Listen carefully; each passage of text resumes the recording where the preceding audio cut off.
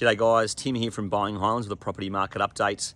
Look, we saw some good numbers here in the Highlands in April. We saw 80 total sales for the month, which was an uplift from the March numbers of 45 total sales. So things are certainly trending in the right direction. Of course, typically a busier time of year for both buying and selling. So I guess what we're seeing at the moment in this market is a real stabilisation of the market. I think that price gap that we saw between buyers and sellers' expectation is closing, and we're expecting that gap to keep closing throughout this May period. I think at the moment we're seeing a lot of off-market activity. We're seeing a huge amount of properties that are for sale off-market, and I think that's for a number of reasons. There are people who feel that they may have missed the autumn, the autumn selling season. They might be nervous about selling throughout winter.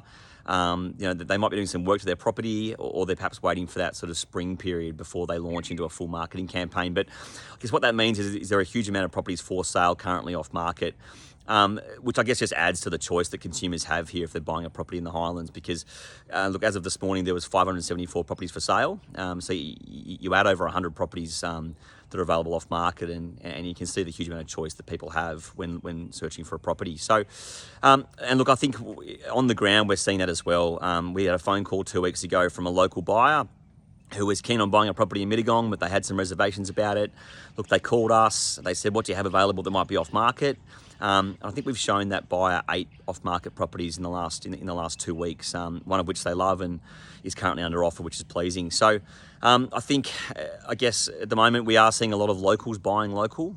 These are people with different briefs, different budgets, but they are, wanting more land. If they're young families, perhaps there are downsizers wanting to move from larger acreage to small places close to townships. But certainly the last 2 weeks we've had a lot of locals looking to buy local.